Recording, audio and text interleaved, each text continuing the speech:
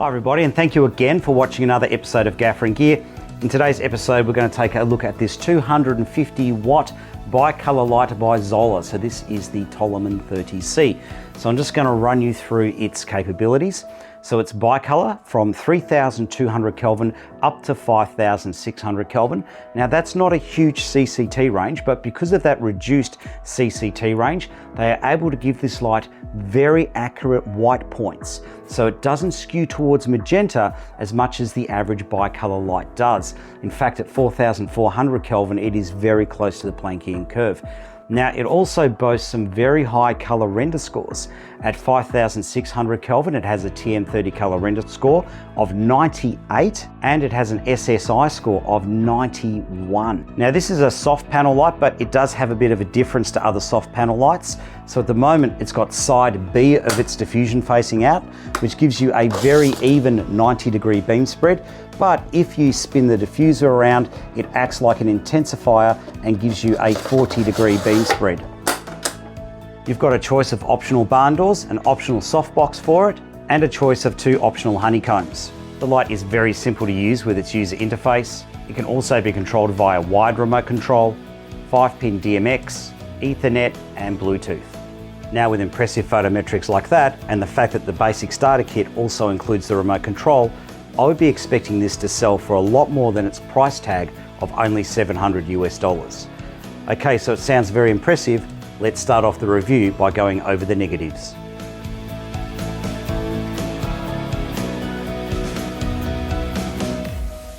Let's get into the cons or negatives now. And for me, the bulk of the negatives or cons are to do with the power supply, which is also your battery plate. So this is not built into the light, and that's to do with thermal dynamics. They wanted to give the longest possible lifespan onto the LEDs, and having the power transformer in there creating heat and disrupting airflow does not do that. So that's why this is separate. All right, so what is it that I don't like about this? Well, number one, it's not integrated. So what I mean by that is your AC power comes in here. You've got also AC through. And if you want to run the light off AC power, then you plug it into a 3-pin XLR cable and then into the light.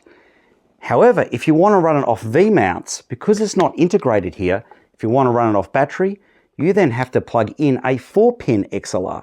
So you've got to carry 2 cables around instead of the one. The next negative for me is it packs down into 2 bags. You've got the light in one bag, and you've got the power supply, battery mount, and those additional cables in another bag. The next negatives for me are to do with battery operation. If you want to keep it in one solid unit like this, if you want to run a full-size battery, well, you can't get it onto the back because the handle is in the way.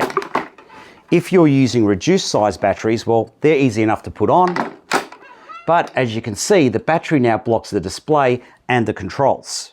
Now, you could run it off 2 batteries with it all attached to the back here and use the remote control that's supplied to control the light, but then you've got a whole stack of cabling going on. Now, they do have an optional stand mount available for the power supply, which gets around this problem, but also having the batteries down low on the stand reduces the need for a shot bag. Now, the next negative for me is this doesn't have built-in CRMX or Lumen radio. Now, that's fair enough for the price. You could always buy a CRMX receiver and plug that in, but that brings me to my next problem with this light. It doesn't have a USB port to power an external receiver. Now, it also doesn't have a USB port in terms of firmware updating. If you want to firmware update this, you've got to do it via the phone app. Now, that's a bit of a pain the first time round because you've got to scan in QR codes, you've got to have your phone and the light running off the same Wi-Fi router, and it can't be a 4G router. And the next negative for me is this doesn't have an IP rating, so you can't use it outdoors in the rain. Now let's get into the pros with this light, and a lot of the pros have to do with all of the boring data that I collect when I do these reviews. The color render is superb on these lights. The daylight emitter has violet phosphor in the mix, which results in a closer rendition of daylight and an SSI score of 91. TM30 color render results, the lowest score is 96 and the highest score was 98. The next possible pro is the white point placement with these lights. At 3200 Kelvin it has a good white point, at 5600 Kelvin it has a good white point, and in the middle zone, which is where our office lighting tends to be, it also has a very accurate white point.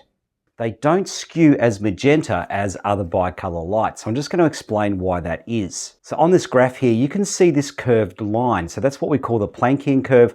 Now that is arguably what we perceive as being white light. Now that line is a curve, so I've drawn it here not to scale. Now here's the problem with bicolor lights. Let's say this is our warm white emitter here, and we've got our cool white emitter here. So with bicolor lights, you've only got the two emitters, the two color emitters, so therefore the light can only track in a linear or straight line. Now with this Planckian curve, anything that's above it is plus green, so you start getting a green hue. If you go below it, you start getting a magenta hue. Now this side, you're warmer, and down this side, you're cooler. Now most lights will have a CCT range, bicolor lights, from about 2800 Kelvin up to about 6,500 Kelvin. Now, they try to cross the Planckian curve, that's the curved line, at 3,200 Kelvin and at 5,600 Kelvin, somewhere close to those points, because they're the 2 points that we commonly use, so you don't want the light to be green or magenta at those points. Okay, now here's where this light's different. It starts at 3,200 Kelvin, but it doesn't track to the Planckian curve at 5,600 Kelvin, it tracks to the daylight curve. So the daylight curve is this other line that's above the Planckian curve. And this is where a lot of our camera standards like D50, D55 and D65 live. So that means that it tracks a lot closer to the Planckian curve. Now I haven't quite got that drawn in a straight line. There we go, that's better. So that's why it isn't as magenta in the middle point. In terms of other pros, the user interface is really simple and straightforward to use. The light is sold with a wide remote control, so if you've got it high up on a light stand, you can use it. And it's got the same user interface on the remote. Now the last pro for me is the build quality. It does look like it's made of plastic when you see it in a photo, but it's an all alloy housing. All of the lock-offs are metal. So you've got a metal ratchet handle here, and even the lock-off down here is metal, and it's a ratchet handle. Now, in terms of other pros and cons, I don't know if this is a pro or a con. It has a Rosetta system here. So the Rosetta is different to other ones. So you can position it halfway between and still lock. Now, in terms of how usable this Rosetta is, if you forget to lock it and you don't have the power supply mounted, there you go, that's a little bit tricky to get off. If you don't have the power supply mounted, it will hold its position, okay? But if you do have the power supply mounted and you forget to lock it, the Rosetta doesn't really help all that much. Now the last pro for me, despite the all metal build quality and the fact that it's got a metal stirrup, it is still very lightweight for a 200 watt output light engine. All right, so let's go over cost and what you get. So the basic kit here, the starter kit, sells for about $700 US. In terms of Australian dollars, there's quite a bit of price variation. So the most amount I've seen them selling for is around $1,200, and the cheapest price on sale was $800. So keep an eye out for sales prices. All right, so it comes in 2 bags. So the smaller bag here has your power adapter, your power supply, and also your power cables. And the larger bag here has the light, of course, and it also has the remote control and the cabling for the remote. Okay, so the light is quite tightly packed into the bag, which makes it a little bit difficult to get out, but it's well protected. All right, so first thing I'll pull out is the instruction manual. It's always worth having a read of those. You've got the remote control. Now the remote control has the same user interface as on the light, so it's very easy to use. You've got a cable in here for the remote control, so it's quite a lot of lead there, so you can definitely get up to the top of your tallest light stand, no problem at all there. You've got a little bag here which has the antenna for the Bluetooth connection and also for your Wi-Fi. And the last thing, of course, you get is the light. So I wasn't joking, it's a bit of a struggle to get it out of the bag, but of course that means it's well protected. All right, so just quickly run over a few things with the light. So on the front of the light here, you've got your 3 accessory slots here for accessories that can go on the front. And just a reminder again that the diffusion is dual purpose. So side A acts like a 40-degree intensifier and side B gives you a nice even 90-degree flood. All right, so let's have a look at how it performs with side B facing out. As you'd expect from a soft panel light, it has a large even spread. And something to note, there is no noticeable color hue towards the edges of the beam.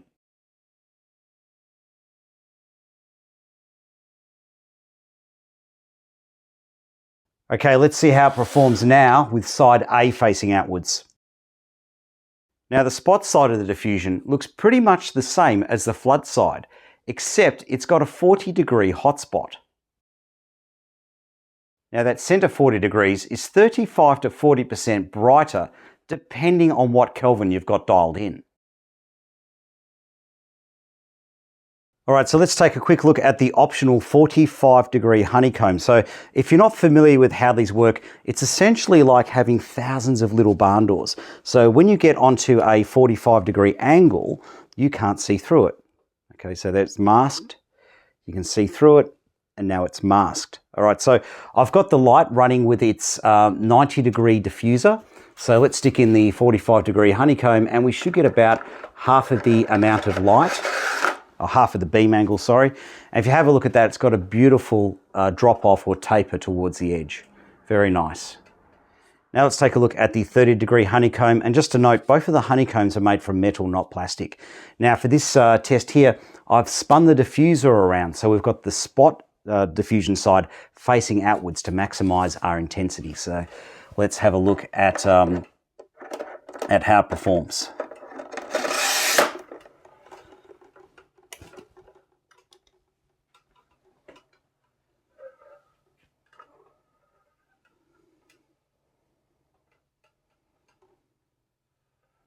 All right, so let's take a quick look at the optional barn doors. So the barn doors are sold with this spill guard on the side here. So it's like a wetsuit material that velcros onto the side. Now what that's for is to stop any spill light that you might get coming out of the gap here between the light and the barn door. So if I put that up in place, you can see it masks that quite well.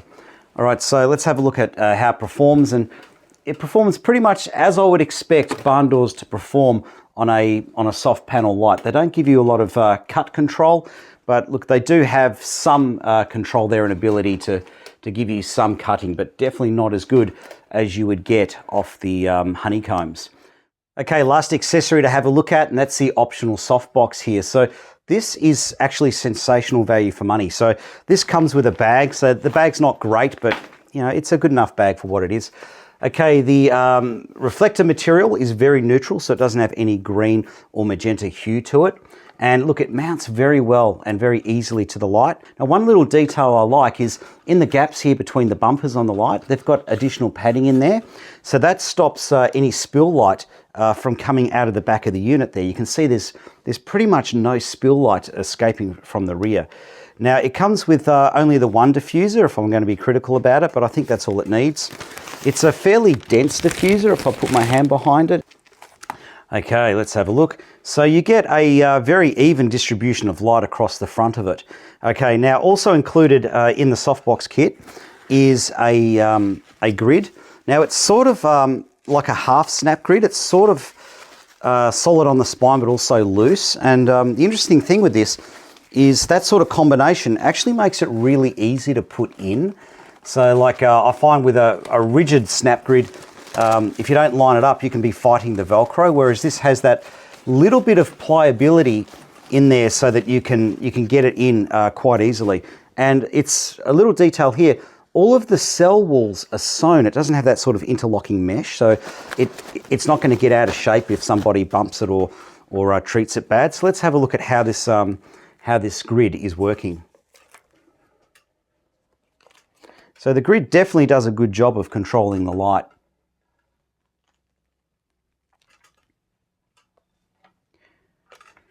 Okay, let's have a look at the light now without the grid on and take some measurements. Now there's not really a lot to talk about here. It's a soft box, it's going to spread light everywhere, but I really am surprised at the brightness levels for a 1x1 going through a softbox.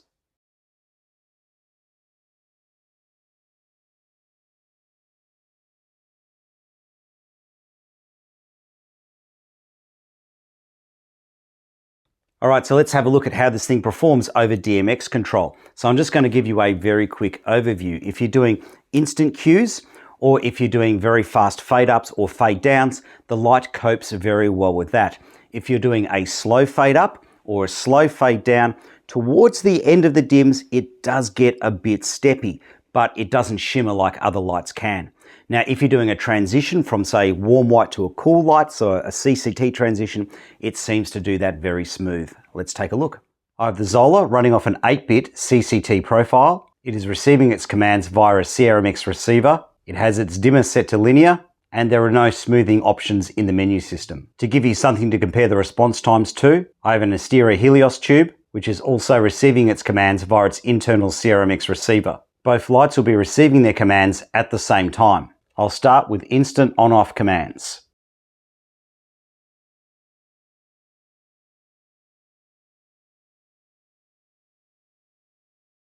Now let's have a look at some half-second cues.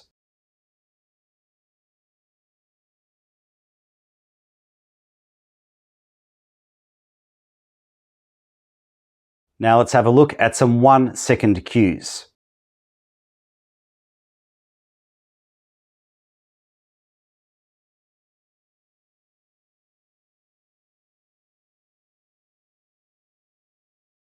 Now let's take a look at some 2.5-second cues.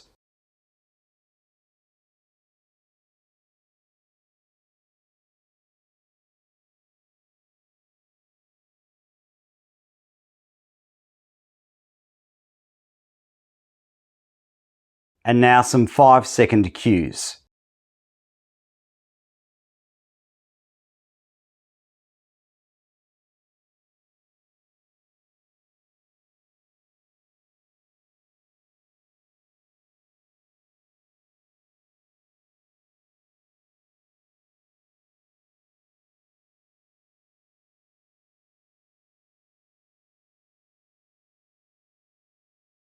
Now let's have a look at some CCT changeovers between 5600 Kelvin and 3200 Kelvin, starting with instant changeovers.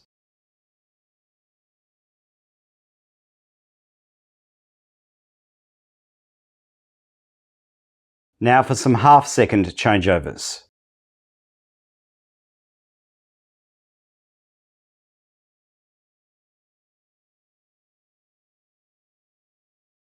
Now for some 1-second changeovers.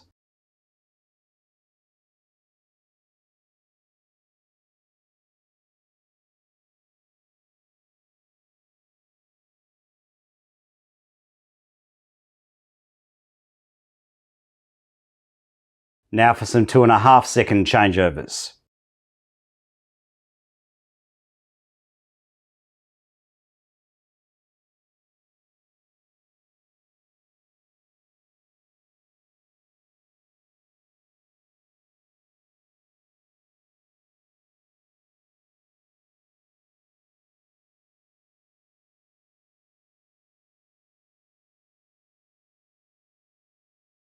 Now for some 5-second changeovers.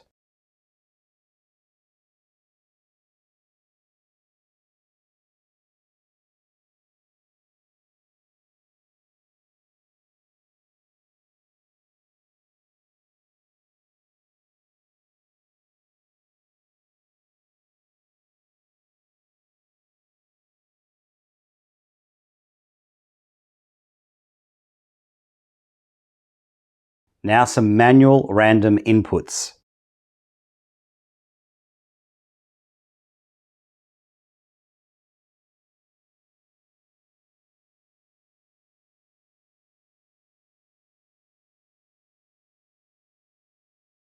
Now let's have a look at all the data I've collected, starting off with the AC power draw. Now, this is a little bit embarrassing. When I started taking all of my data readings, I forgot to plug in the AC power tester, so I don't have a maximum recorded reading. Now let's take a look at the dimming characteristics at 3200 Kelvin. I've taken readings at 100%, 50%, 10% and 5% brightness. The CCT is very consistent. There is a very slight drop in color render, and the white point stays incredibly consistent. Now let's have a look at the dimming characteristics at 5600 Kelvin. The CCT is very consistent. In fact, the maximum difference recorded was less than 60 Kelvin. The color render is consistent, and again, the white point or delta UV is incredibly consistent.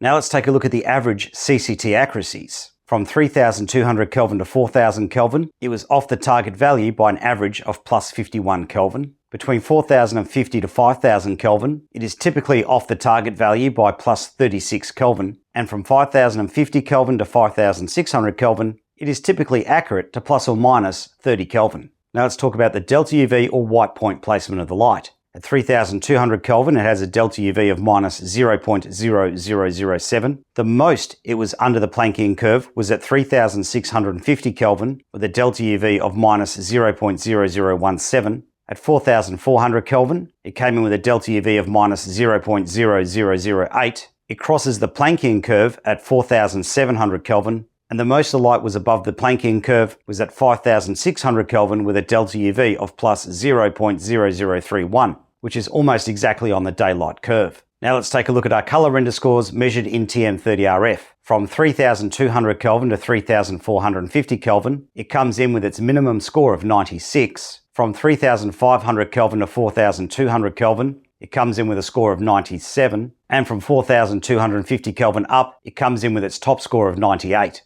Okay, let's take a closer look at some of our kelvins, starting off with 3200. When I dialed in 3200 Kelvin, I got 3246 with an SSI score of 89. The TM30 color render results were 96% average color accuracy with an average 100% color saturation. All of the CRI scores are plus 90. This is the spectrum distribution. And the white point came in with a delta UV of minus 0.0007, which would make the light imperceivably magenta to roughly the equivalent of 1/3 of a 1/8 correction gel. When I dialed in the middle Kelvin of 4400, I got 4449. The TM30 color render results were 98% average color accuracy with an average 102% color saturation. With the CRI scores, only R9 is below 90. This is the spectrum distribution. And the white point came in with a delta UV of minus 0.0008, which is extremely close to the Planckian curve for a bicolor light at this point. When I dialed in 5600 Kelvin, I got 5565 with an SSI score of 91. The TM30 color render results were 98% average color accuracy with a 102% color saturation. All of the CRI scores are plus 90. Here is the spectrum distribution. And the white point came in with a delta UV of plus 0.0031. So if your camera is working to the Planckian curve, this light would be slightly green to a little bit over the equivalent of a 1/8 correction gel. But if your camera is working to the daylight curve, then this is almost perfect. Well, that's another gear review done. And in closing, this isn't the most exciting light that you can get. It doesn't have any fancy special effects that are going to blow your hair back, and it doesn't have any full color gamut lighting. But if you're after a simple bicolor light for pieces to camera, well, this might be the light for you. Where it heroes is in those boring technical specifications. It has absolutely superb color render, and even more important than that, it has a very good white point. So at the end of the day, that means that when you're lighting people's faces, they're gonna look really good. And for some of you, that's all that matters. Okay, see you on the next episode of Gaffer and Gear.